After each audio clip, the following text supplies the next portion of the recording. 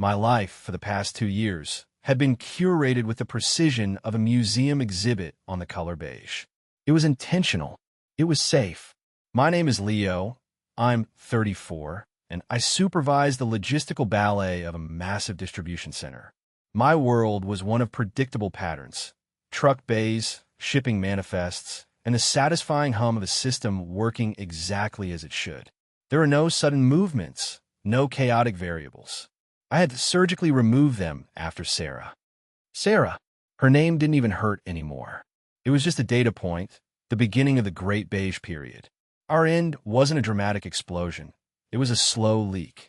A quiet, 5-year deflation that ended with her sitting on the edge of our shared bed, her hands folded neatly in her lap as if she were at a job interview. Leo, she had said, her voice gentle, which was somehow worse than if she'd screamed. You're like a comfortable sweater. You're warm, and you're reliable, and you'll never go out of style. I'd waited for but a silent, 3-letter guillotine hanging in the air. But I think I want to try on a leather jacket. A comfortable sweater. It was the kindest, most damning indictment I'd ever heard. She wasn't wrong. I was comfort. I was stability. I fixed the leaky faucet. I remembered her mother's birthday. I organized our finances into pristine spreadsheets. I was the foundation, but she wanted to feel the thrill of a shaky rooftop. She left for a man named Bryce who taught rock climbing and had a tattoo of a philosophical-looking octopus on his forearm. I couldn't compete with that. I didn't want to. So I leaned into the beige. I embraced the sweater. My apartment was minimalist. My diet was sensible. My weekends were a predictable rotation of laundry, groceries, and a documentary on something solidly unromantic like the history of concrete. It was my sister, Chloe, who decided to throw a splash of violent, unrequested color onto my carefully curated canvas. She called on a Tuesday, her voice bubbling with the kind of enthusiasm I usually reserve for a perfectly balanced palette shipment. Leo, you're going to die, but in a good way. I set you up on a blind date. I felt my internal systems grind to a halt. Chloe? No. Chloe, yes. Her name is Clara. She's a friend of a friend. She's brilliant. She's a landscape architect, and she's tired of dating guys who think a succulent is a long-term commitment. You are the king of long-term commitments. I'm the king of quiet evenings and sensible footwear, I corrected. That's not a selling point. It is for a grown-up, she insisted. Just go. Please. For me. The Periwinkle Cafe. Friday. 7 o'clock. If it's a disaster, I'll buy you a whole cheesecake. A boring, plain one. Your favorite. The bribe of a plain cheesecake was embarrassingly effective. So, on Friday at 6:45, I found myself standing outside the Periwinkle Cafe, a place that was decidedly not beige. It was a riot of mismatched chairs, local art that seemed to be yelling at me, and the aggressive scent of artisanal coffee beans. I smoothed down my gray Henley for the 10th time.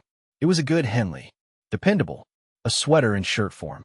Taking a breath that did nothing to calm the swarm of bees in my stomach, I pushed open the door.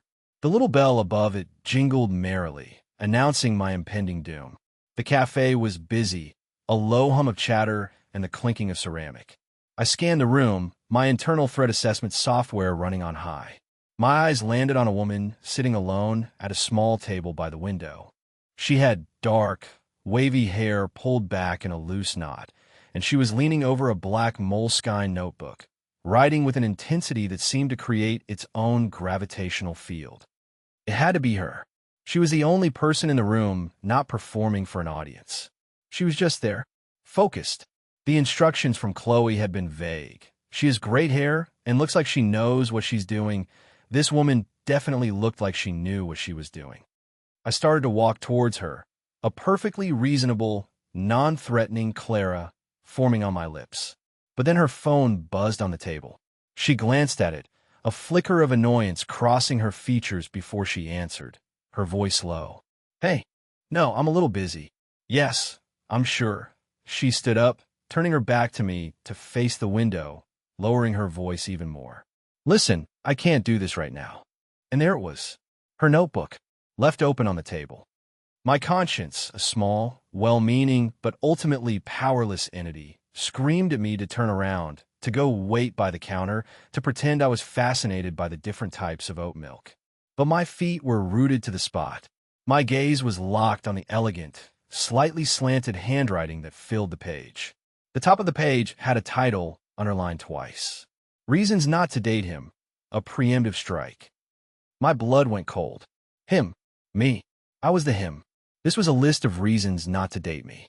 I was about to walk into a blind date with a woman who had already prepared a closing argument for my prosecution.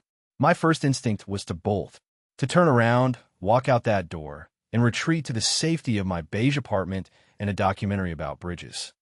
But a darker, more self-destructive curiosity took hold. What were the reasons? Was wears comfortable sweaters number one? Was there a subpoint about sensible footwear? I had to know. It was like watching a train wreck in slow motion. Only I was the train. She was still on the phone, her back to me, gesturing with one hand as she argued with whoever was on the other end. I took a hesitant step closer, craning my neck just enough to see the numbered list. My heart was pounding a frantic rhythm against my ribs, a drumbeat of pure social anxiety. The list was clear. Brutal. 1. Chloe set us up. Sister-in-law potential equals high pressure. 2. He works in logistics. Sounds like a euphemism for boring. 3. Blind dates have a 98% failure rate. Source, my entire 20s. 4. He's probably just getting back out there. I'm not a rehab facility for sad men. 5. Our chosen meeting spot is a cafe, not a bar. Implies a desire for serious conversation on a first date. Terrifying. 6. Chloe described him as a good guy. The kiss of death. 7. His name is Leo. Astrologically incompatible with a Gemini? Look this up later. 8. What if he's a slow talker? Unbearable. 9. He's probably nice. See point number 6. I read the list twice. It was a systematic dismantling of my entire identity. Boring. Sad. A good guy. Nice. These weren't insults. They were facts. They were the very pillars of the beige temple I had built for myself. Sarah's words echoed in my head. A comfortable sweater. Clara had just written the washing instructions. I felt a strange sense of calm wash over me. The worst had already happened. The jury was in, the verdict delivered. I was guilty on all counts of being incurably, predictably me. There was no pressure to perform, no need to pretend to be a leather jacket. I could just be the sweater. Clara sighed heavily into the phone. Fine, I'll call you tomorrow. Bye. She hung up, shaking her head as she turned around. And then she saw me. Her eyes, a warm, intelligent shade of brown, widened slightly. She hadn't expected me to be standing 2 feet away, caught red-handed, a voyeur of my own execution. A blush crept up her neck. For a split second, we were both frozen in a tableau of pure, unadulterated awkwardness. I should have pretended I hadn't seen it. I should have offered a breezy, Clara, I'm Leo, and ignored the open notebook containing the autopsy of my dating profile. But my brain, short-circuiting from the overload of social horror, chose a different path. Just for the record, I said, my voice coming out steadier than I felt, I'm not a slow talker. Usually, her mouth opened, then closed. The blush on her cheeks deepened to a lovely shade of crimson. She quickly closed the notebook, a gesture that was about 5 seconds too late. You saw that. It wasn't a question. I have excellent peripheral vision, I offered weakly. It's part of the logistics skill set. Situational awareness. A smile twitched at the corner of her mouth. It was a small, reluctant thing, but it was there. Situational awareness. She repeated the words, testing them. Is that what you call it? It sounds better than shameless snooping, I admitted. I pointed to the chair opposite her. Is the defendant allowed to take a seat, or has the verdict already been reached? She looked at me for a long moment, her head tilted. She was assessing me, comparing the man standing before her to the caricature she'd sketched out in her notebook. I could almost hear the gears turning. I held my breath. Then, she gave a little nod, a gesture of concession. The jury is still out, she said, her voice laced with a humor that disarmed me completely. But you can make your case. I sat down, the worn wood of the chair creaking under my weight. The date hadn't even started, and it was already the most honest one I'd ever been on. She knew I was boring. I knew she thought I was boring, and somehow it had broken the tension instead of creating it. All right, I began, leaning forward slightly. Let's address the charges. Point 2, logistics. It's not a euphemism. It's the science of making sure things get from point A to point B without chaos erupting. It's Tetris with 50-ton trucks and millions of dollars on the line. It's surprisingly not boring. She raised an eyebrow, a genuine flicker of interest in her eyes. You're defending logistics. I'm a passionate advocate for the underappreciated art of supply chain management, I said with a completely straight face. And as for point 6 and 9, being a good guy and nice, what's the alternative? A bad guy? A jerk? Is it the target demographic now? She laughed. A real, throaty laugh that made the man at the next table look over. When you put it like that, it sounds ridiculous. Because it is, I said, feeling a surge of confidence I hadn't felt in years. And for the record, I looked it up.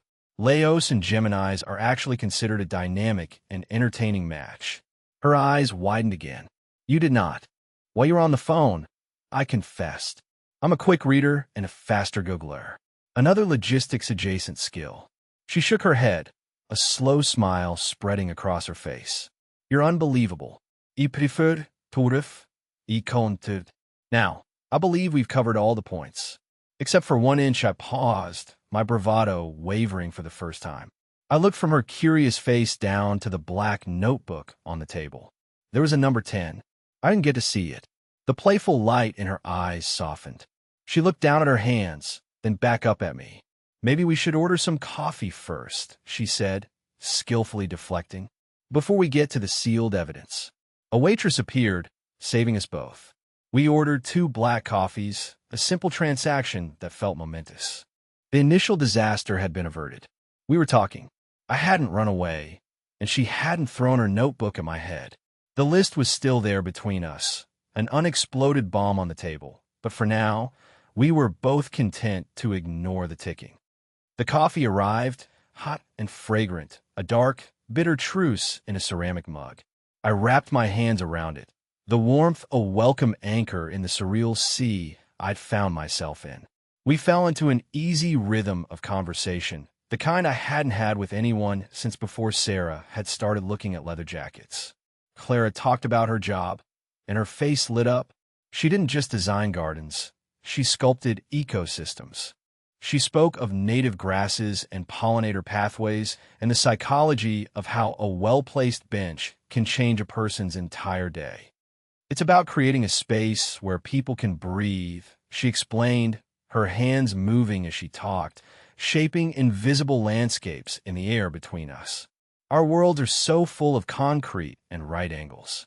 I just want to give them a little bit of deliberate wildness. Deliberate wildness.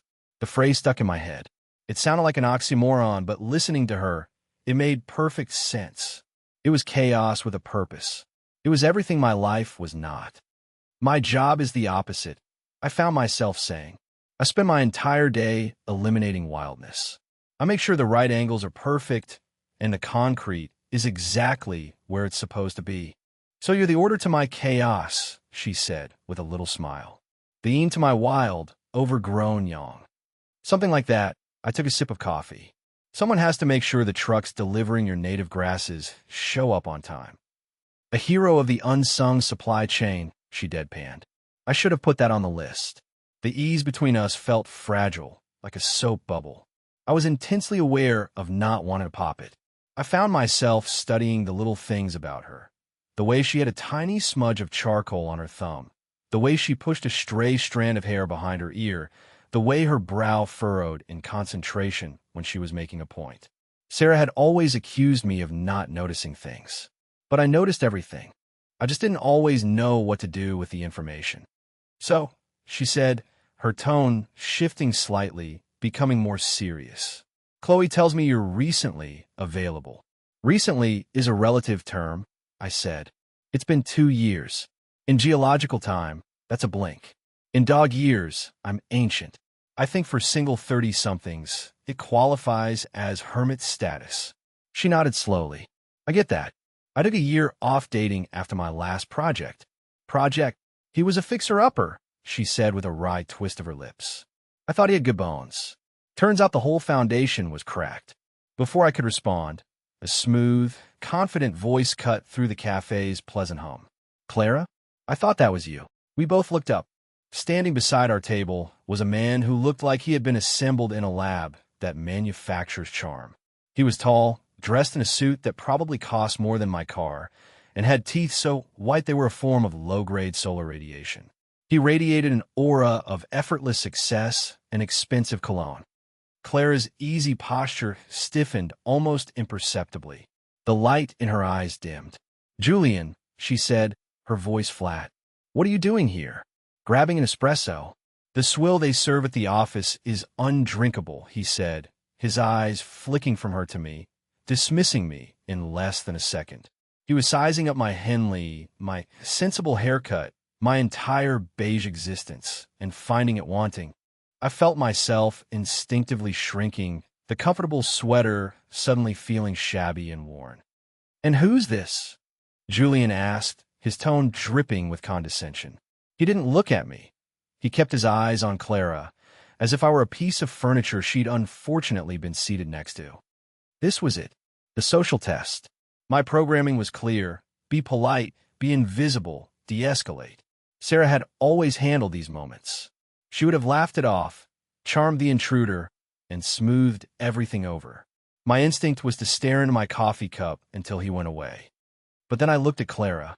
I saw the tension in her jaw, the way her hands were clenched tightly around her mug. She looked trapped, and that list in her notebook flashed in my mind. He's probably nice. He's a good guy. The kisses of death. Niceness, in this situation, felt like surrender. Julian gestured vaguely in my direction. Let me guess.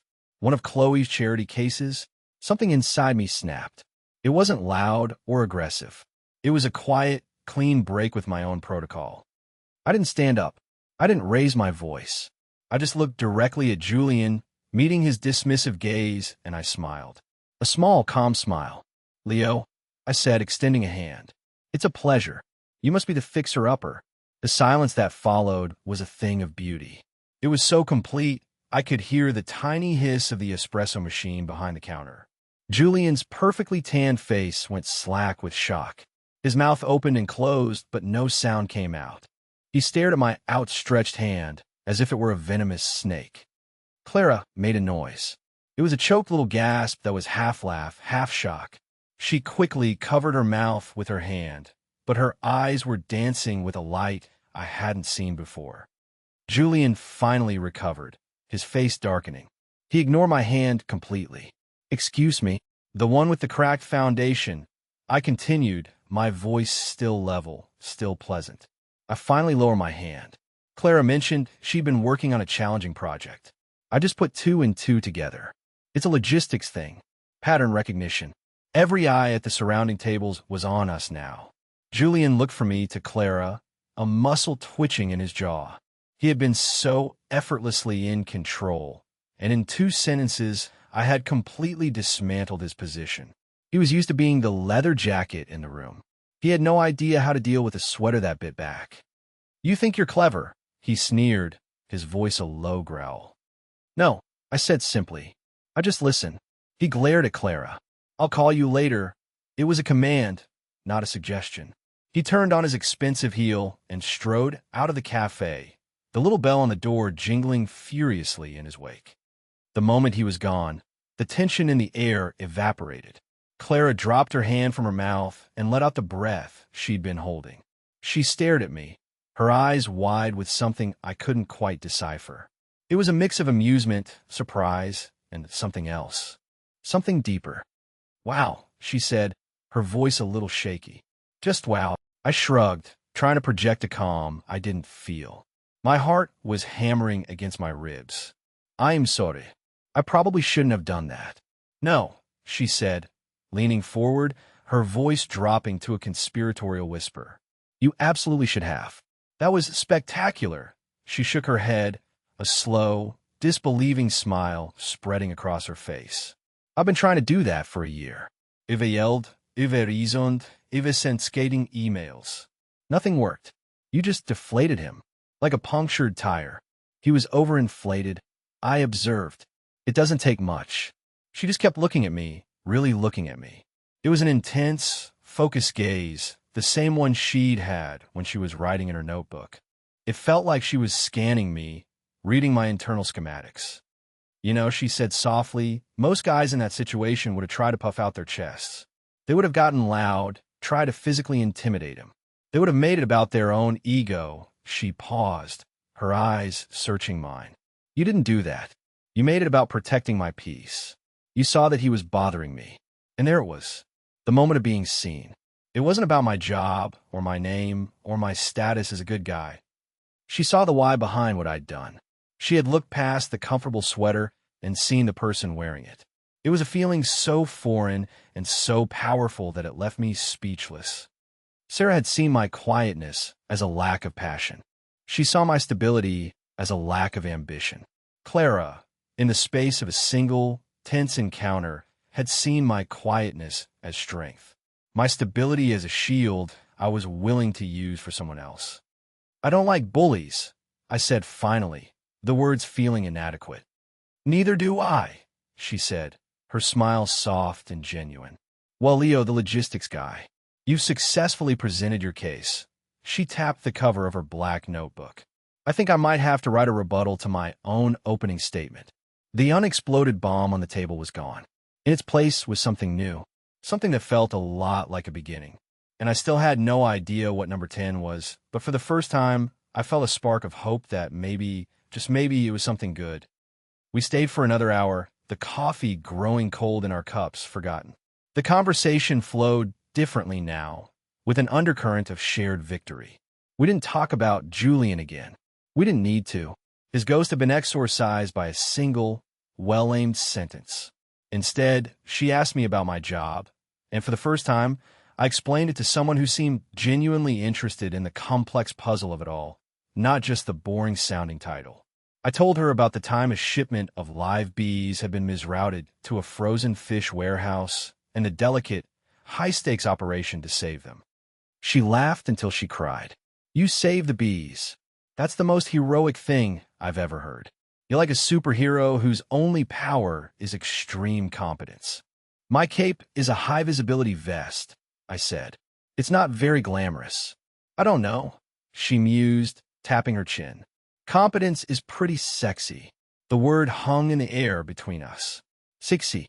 It was a word I hadn't associated with myself in a very long time. I was reliable, I was sensible, I was comfortable. I was not, by any definition, sexy.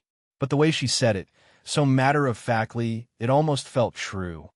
When we finally left the cafe, the sky had bruised to a deep purple, and the streetlights cast long, golden shadows on the pavement.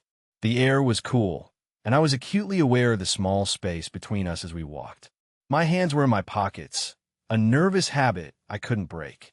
I wanted to reach for her hand, a simple gesture that felt as complex and terrifying as rerouting a fleet of trucks in a blizzard.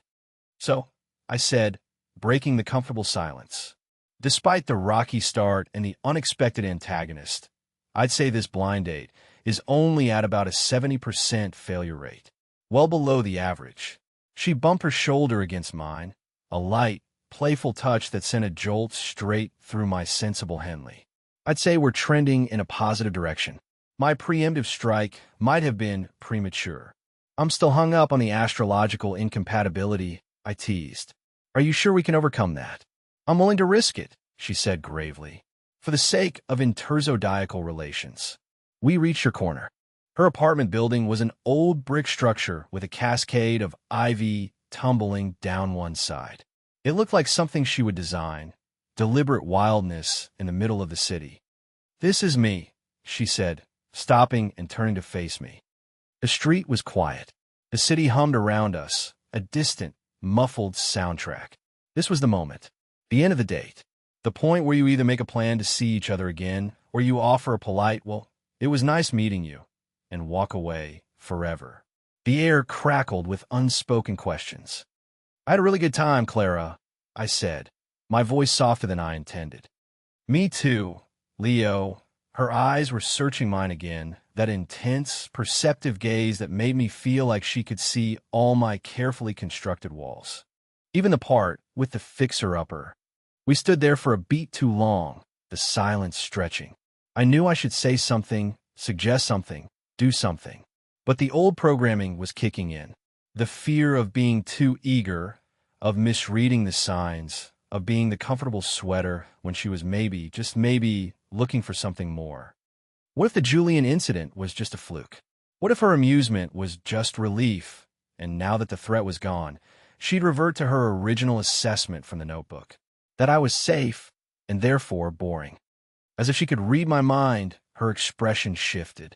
The playfulness was replaced by that same directness she'd had on the phone. Leo, she said, her voice quiet but firm. I'm going to be blunt because I'm too old for games. I like you. I thought I was going to hate you, or at the very least be bored by you, but I don't, and I'm not. So, if you'd like to see me again, you should probably just say that. It was so direct, so honest. It was terrifying and exhilarating. She wasn't waiting for me to guess. She was laying her cards on the table, a stark contrast to Sarah's years of subtle hints and unspoken disappointments. I would like to see you again, I said, the words a rush of relief. Very much. Good, she said, a small, satisfied smile returning to her face. That's settled then. She started to turn towards her building's entrance, and my brain screamed at me. Don't let it end here. The list. Number 10.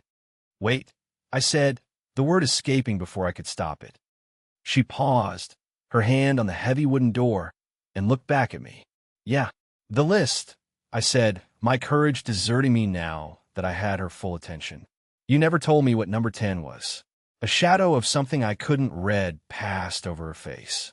She hesitated, her gaze dropping to the worn welcome mat at her feet.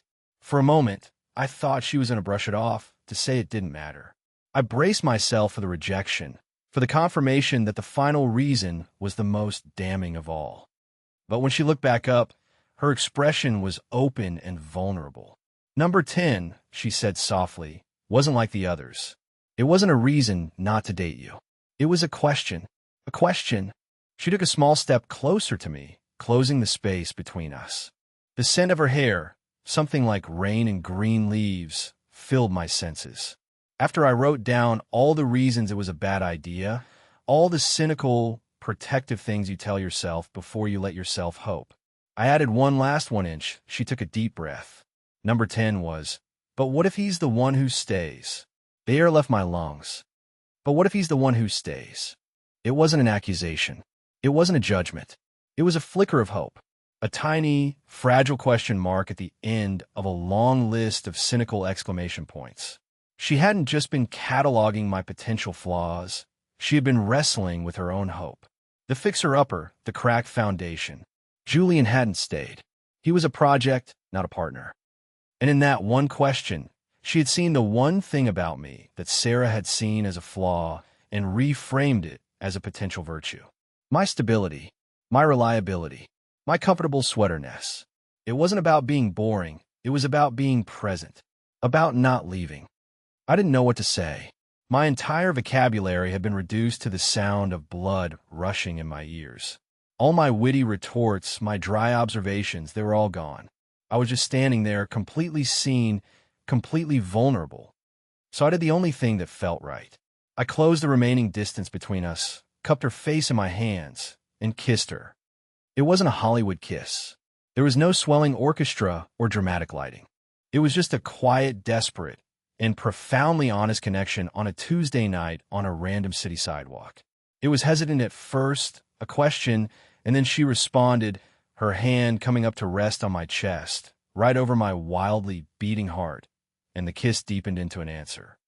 It tasted of coffee and hope. It felt like coming home to a place I'd never been before. It was the complete and total annihilation of the color beige. When we finally broke apart, we were both breathless.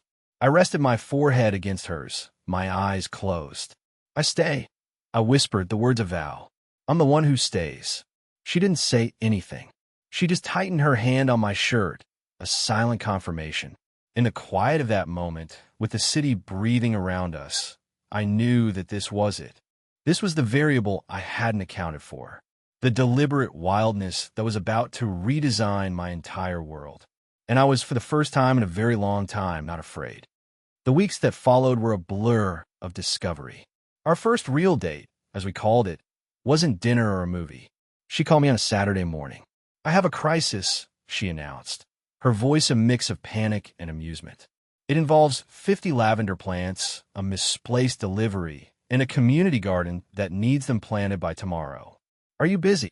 "I'm a superhero whose only power is extreme competence," I reminded her. "Send me the coordinates." I spent the day on my knees in the dirt next to her, my hands covered in soil, the sun warm on my back. We worked in a comfortable silence, punctuated by her instructions and my dry commentary. "This is a lot like organizing a warehouse," I noted, lining up the small pots in perfect rows. "Just with more photosynthesis." She laughed, wiping a smudge of dirt from her nose with the back of her glove. "See? Your skills are transferable." Later, sitting on a bench, sharing a bottle of water, and looking at the neat rows of lavender, we talked. Really talked. I told her about Sarah, about the comfortable sweater analogy, about the slow, quiet erosion of feeling like I wasn't enough. She wasn't wrong, I admitted, staring at my dirt-caked hands. My life was a straight line. Predictable. Safe. I thought that's what love was supposed to be. Building something secure. "There's nothing wrong with security," Clara said, her voice soft. "But a garden needs more than just a fence. It needs sun and rain. It needs unexpected things. A stray seed that turns into a wildflower," she nudged my shoulder. "It needs the occasional road B shipment." I looked at her, at the genuine warmth in her eyes, and I felt a knot in my chest that I hadn't even realized was there begin to loosen. "And what about you?" I asked. "What happened to the cracked foundation?" She sighed, her gaze turning distant. "Julian saw me as another one of his acquisitions. Like his car or his watch. Something beautiful to have on his arm. He loved the idea of a landscape architect. It sounded creative and sophisticated at his dinner parties. But he hated it when I came home with dirt under my nails. He wanted to pave over all my wildness." She met my eyes, her expression fierce. "He wanted a pristine lawn. I'm more of a wildflower meadow." And it all clicked into place. We were two people who had been loved for the wrong reasons. Our greatest strengths misinterpreted as fatal flaws. My steadfastness was seen as boring. Her passion was seen as messy. We had both been trying to fit into garden pots that were too small for us. Our relationship grew like that community garden, nurtured by small, consistent acts. She'd leave a book in my apartment, a dog-eared copy of a novel about botany and intrigue. I'd come over to her place and wordlessly fix the wobbly leg on her kitchen table, a task she'd been meaning to get to for months. It wasn't about grand gestures. It was about filling in the small, everyday gaps for each other. My order complemented her chaos. Her chaos brought color to my order. One evening, about a month after our first date, Julian reappeared. It was inevitable, I suppose. A man with an ego that large doesn't just accept defeat. We were walking out of a small Italian restaurant in our neighborhood, laughing about something, when he stepped out of the shadows. He wasn't in a suit this time. He was dressed in aggressively casual designer jeans and a tight black shirt. The leather jacket. "Clara," he said, his voice smooth as oil. He ignored me completely, his focus entirely on her. "We need to talk." Clara's hand, which had been resting in the crook of my arm, tightened. "No, Julian," she said, her voice tired but firm. "We don't. Don't be like this," he said, taking a step closer. "I know you're just doing this to make me jealous." He finally flickered his gaze to me, a look of pure disdain on his face. "I mean, really? This is what you downgrade to? The guy who folds his napkins?" I glanced down. I had, in fact, folded my napkin neatly on the table before we left. It was an automatic gesture. The old Leo would have frozen. The old Leo would have seen this as a confirmation of all his worst fears, that he was a downgrade, a safe and boring choice, a folded napkin in a world of crumpled ones. But I wasn't the old Leo. Clara was changing my internal logistics. Before Clara could even respond, I stepped forward slightly, positioning myself between them. Not aggressively, just creating a physical boundary. She said no. I said, my voice quiet, but leaving no room for negotiation. Julian scoffed. And you're her new bodyguard? What are you going to do? Bore me into submission with facts about shipping routes. Julian, stop it, Clara said, her voice sharp. This is pathetic. Pathetic? He laughed, a harsh, ugly sound. I'm trying to save you from a life of beige, suburban misery. I can give you the world. We can go to Tuscany next month. What's he going to do? Take you on a tour of a distribution center? He looked me up and down. She deserves excitement, passion, not comfort. There it was, the word, comfort, the insult that had defined the last 2 years of my life. And I felt nothing. It had no power over me anymore, because I knew that comfort wasn't the opposite of passion. Sometimes, comfort was the soil that passion needed to grow in. Clara stepped out from behind me, her eyes blazing. You're right, she said, and my heart stuttered for a second. Julian's face lit up with a smug, triumphant smile. I do deserve passion, Clara continued, her voice ringing with a clarity that cut through the night air. I deserve the passion of someone who listens, the excitement of someone who is genuinely curious about my day, the thrill of being with someone who isn't trying to change me, but who actually sees me. She took my hand, her fingers lacing through mine, a gesture of absolute finality. You think passion is a trip to Tuscany, Julian. That's not passion. That's a transaction. You know what I find exciting? The fact that Leo remembered the name of a specific perennial I mentioned once in passing 3 weeks ago. You want to talk about what I deserve? Her voice was low and dangerous now. I deserve to not have my choices questioned by someone who no longer has a say in them.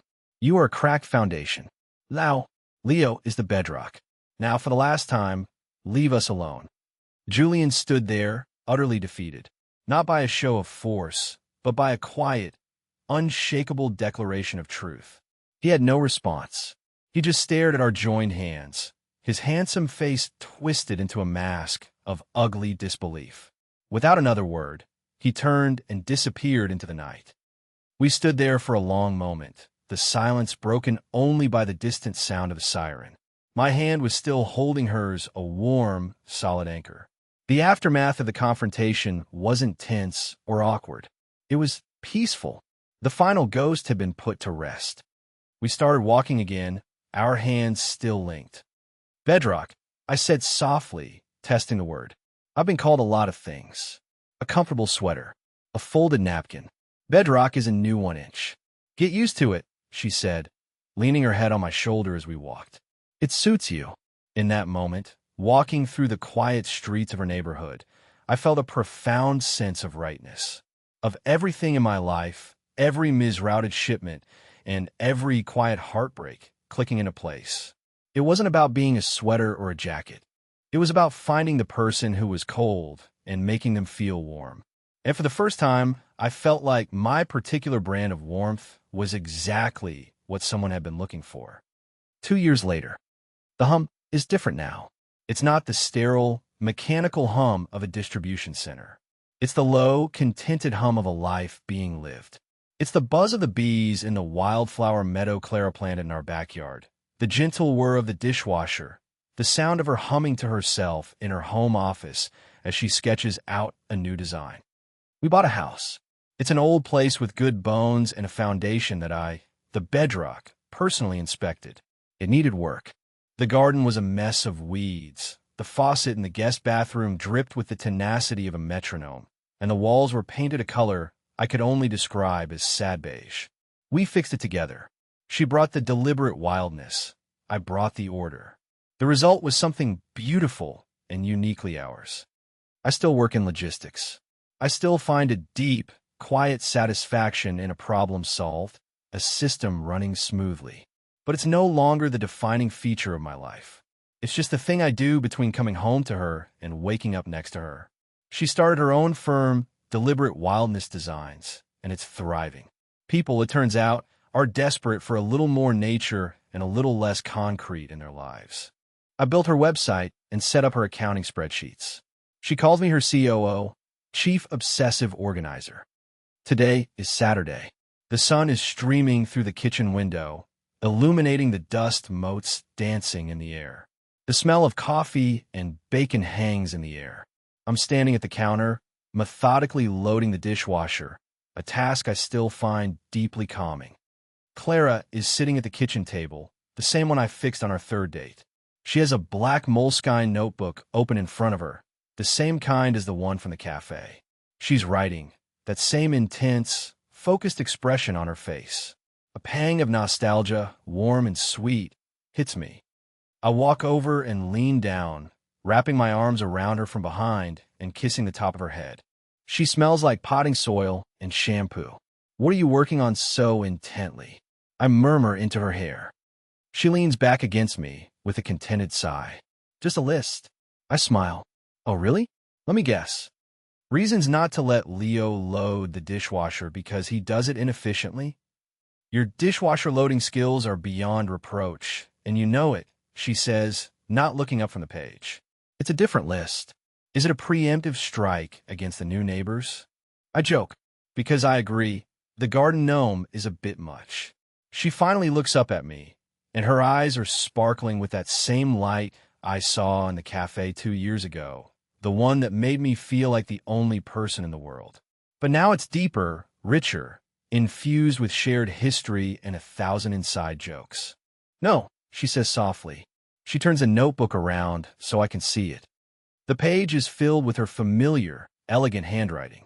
At the top, underlined twice, is the title, Reasons to Marry Leo. My breath catches in my throat. I read the list, my eyes scanning the words, each one a perfectly placed stone in the foundation of our life together. 1. He saves the bees. 2. He makes the best coffee, and he always remembers to warm the mug first. 3. He listens, not just to my words, but to the spaces between them. 4. He fixed the wobbly table without me even asking. 5. He thinks my dirt smudges are cute.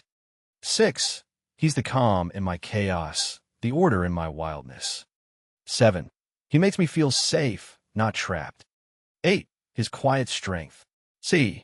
The Julian deflation incident. 9. He still folds his napkins. 10. He stayed. I read number 10 3 times. He stayed. The answer to the question she had been too afraid to ask out loud that first day. The fulfillment of the promise I had made to her on the sidewalk. I can't speak. My throat is thick with an emotion too big for words. I look from a notebook to her face, her beautiful, expectant face. It's a much better list, I managed to say, my voice thick. I think so, she says, her smile unwavering. It's also a question, just like the last number 10-inch. I know what I'm supposed to do. I'm supposed to get down on one knee. I'm supposed to have a ring. I'm supposed to have a speech prepared. But our story has never been about grand, performative gestures. It's been about quiet truths and honest moments. I pull out the chair next to her and sit down, taking both of her hands in mine. Her hands are calloused from work, strong and capable. I look into her eyes. I spent so long. I begin, my voice shaking slightly, thinking I needed to be more interesting, more exciting. A leather jacket instead of a sweater. I squeeze her hands. I never realized the goal wasn't to be interesting. The goal was just to be seen. And you see me, Clara. You saw me from the very first day, even when you were writing down all the reasons not to. Tears well in her eyes, but she doesn't let them fall. So, the answer to your question, I say, my voice growing stronger, sure.